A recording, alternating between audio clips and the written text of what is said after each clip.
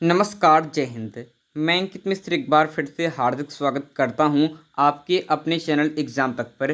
दोस्तों, आज से हम स्टार्ट कर रहे हैं एक बहुत ही शानदार सी ताबड़तोड़ सीरीज जो जीके जीएस के लिए बहुत ही ज़्यादा खास होने वाली है और यहां पर जीके जीएस के इंपॉर्टेंट क्वेश्चंस कराए जाएंगे जो इस समय एग्ज़ाम में आ रहे हैं। दोस्तों, ये series UP triple SC PT exam के लिए रामबाण सिद्ध होगी और इस सीरीज का अगला जो 10 वीडियो आने वाला है उसमें से पीटी के लगभग क्वेश्चन टकराने वाले हैं। तो पीटी वाले खास तरीके से इस वीडियो को देखेंगे। इसके अलावा आप किसी भी एग्जाम की तैयारी कर रहे हैं तो जीके के लिए सीरीज आपके बहुत ज़्यादा इंपॉर्टेंट है। अगर आप इसकी फ्री पीडीएफ फाइल प्राप्त करना चाहते हैं तो हमारे टेलीग्राम चैनल से जुड़ जाइए, जिसकी लिंक इसी वीडियो के डिस्क्रिप्शन बॉक्स में दी हुई है। तो आज का ये पहला सीरीज का पहला वीडियो है, शानदार तरीके से पढ़ना। चलिए दोस्तों स्टार्ट करते हैं। तो जीके जीएस का ये स्वाहा है दोस्तों, जहाँ पर हम कांग्रेस के पहले 5 महत्वपूर्ण अधिवेशन करेंगे, फिर क्वेश्चन की तरफ चलेंगे और यहाँ से एक नया क्वेश्चन परीक्षा में अवश्य आएगा, इसलिए इसको थोड़ा सही तरीके से देखना।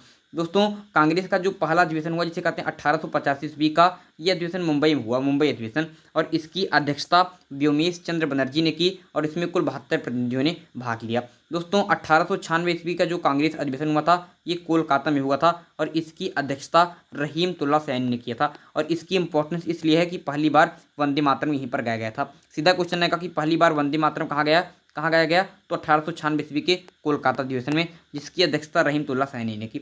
फिर बात करते हैं 1907 ईस्वी के सूरत अधिवेशन की, जिसकी अध्यक्षता डॉक्टर रास बिहारी घोष ने की और कांग्रेस का प्रथम विभाजन यहीं पर हुआ था। याद रखना, बहुत ही ज़्यादा इंपॉर्टेंट है 1907 ईस्वी का सूरत अधिवेशन।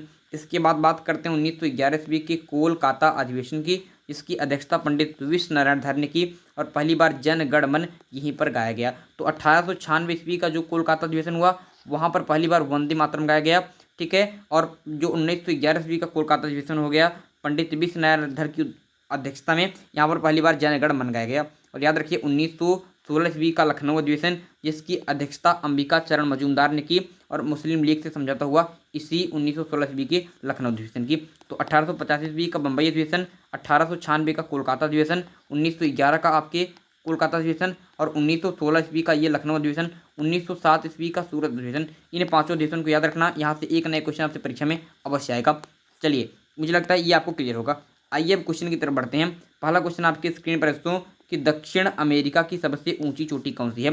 तो आपकी बात करते हैं दक्षिण अमेरिका की, तो माउंट एकांकागुआ दक्षिण अमेरिका की सबसे ऊंची चोटी है। दक्षिण अमेरिका की एंडीज पर्वतश्रेणी की बात करते हैं, विश्व की सबसे लंबी पर्वतश्रेणी है एंडीज पर्वतश्रेणी और दक्षिण अमेरिका के में पंपाज घास के मैदान पाए जाते हैं, याद रखना। आइए आगे बात करते हैं नेक्स्ट क्वेश्चन की।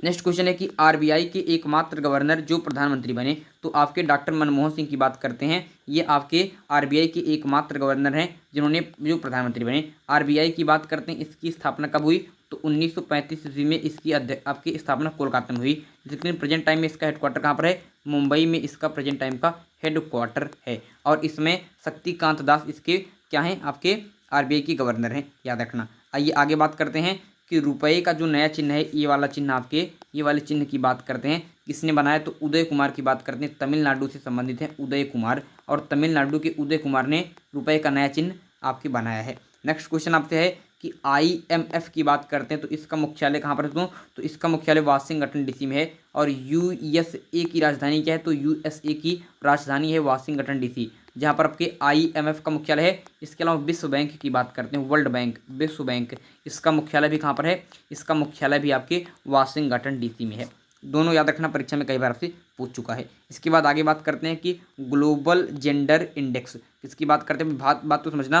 ग्लोबल जेंडर इंडेक्स की बात करते हैं 2021 में शीर्ष पर कौन रहा है, तो आइसलैंड आपके ग्लोबल जेंडर इंडेक्स 2021 शीर्ष पर रहा है। और समझना भाई, विश्व आर्थिक मंच द्वारा जारी किया जाता है, तो ग्लोबल जेंडर इंडेक्स किसके द्वारा जारी किया जाता है, विश्व आर्थिक मंच द्वारा जारी किया जाता है। और इंडिया की पोजीशन किस नंबर पर है, 140वें नंबर पर है, 140वें नंबर पर है, याद रखना दोस्तों। के आगे बात करते हैं भाई भारत और नेपाल के बीच में, भारत और आपके किसके बीच में, नेपाल के बीच में कौन सा सैन्य अभ्यास होता है, तो सूर्य किरण सैन्य अभ्यास होता है भारत और नेपाल के बीच में। नेपाल की राजधानी क्या है आपके, नेपाल की राजधानी काठमांडू है और यहीं पर आपके सार्क का मुख्यालय है।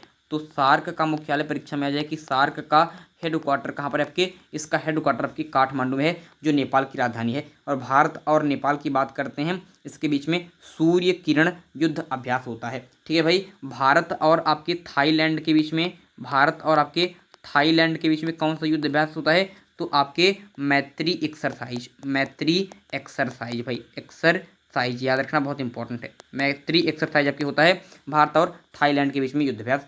सूर्य किरण भारत और नेपाल के बीच में। याद रखना भाई 2020 का गांधी शांति पुरस्कार किसे मिला है? तो शेख मुजीबुर रहमान को मिला है 2020 का गांधी शांति पुरस्कार, बहुत इंपॉर्टेंट है। आगे बात करते हैं भाई G20 2023 की बात करते हैं कि सम्मेलन की अध्यक्षता कौन करेगा? तो आपके भारत करेगा G20 सम्मेलन 2023 की अध्यक्षता, बहुत इंपॉर्टेंट है भाई। नेक्स्ट की बात करते हैं 51वें दादा साहेब फाल्के पुरस्कार से किसे सम्मानित किया गया है? तो रजनीकांत मतलब शिवाजी गायकवाड़ इनका मूल नाम है। इनको 51वें दादा साहेब फाल्के पुरस्कार से सम्मानित किया गया, जो 2019 का पुरस्कार है लेकिन कोरोना की वजह से 2021 में मिला।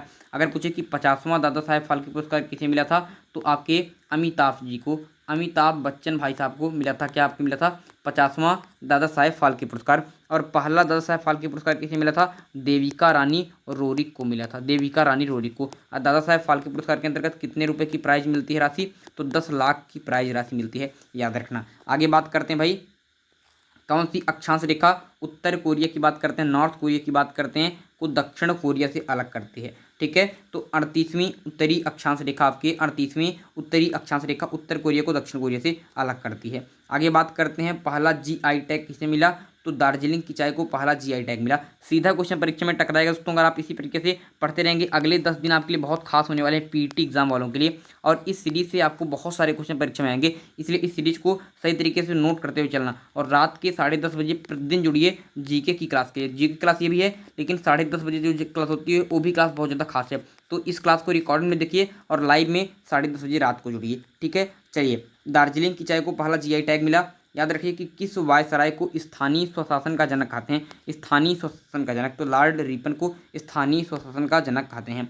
नेक्स्ट क्वेश्चन है 66वें फिल्म फेयर अवार्ड की बात करते हैं। फिल्म फेयर अवार्ड 66वां, सर्वश्रेष्ठ फिल्म का अवार्ड किसे मिला? थप्पड़ को सर्वश्रेष्ठ फिल्म का अवार्ड मिला। और सर्वश्रेष्ठ अभिनेता का अवार्ड इरफान खान को इंग्लिश मीडियम के लिए, और सर्वश्रेष्ठ अभिनेत्री का अवार्ड तापसी पन्नू को मिला। किसे मिला? तापसी पन्नू को। सर्वश्रेष्ठ एक्ट्रेस आपके तापसी पन्नू और एक्टर इरफान खान। फिल्म आपके थप्पड़। कौन सा पुरस्कार? 66वां फिल्म फेयर अवार्ड। इसके बाद बात करते हैं प्रशांत महासागर की बात करते हैं। प्रशांत महासागर को अटलांटिक महासागर से जोड़ने वाली नहर कौन सी है? आपकी पनामा नहर है। प्रशांत महासागर को अटलांटिक महासागर से दोस्तों, ये यहाँ पर आपके इस नॉर्थ कोरिया दोस्तों के, यहाँ पर आपके ये आपके उत्तर अमेरिका महाद्वीप है, ये दक्षिण अमेरिका महाद्वीप है। यहाँ पर दोस्तों आपकी प्रशांत महासागर है, प्रशांत महासागर है। और इस तरफ है आपकी अटलांटिक महासागर, अटलांटिक महासागर, समझ रहे हैं? अटलांटिक महासागर। और बीच में दोस्तों क्या है? तो बीच में आपकी पनामा नहर है।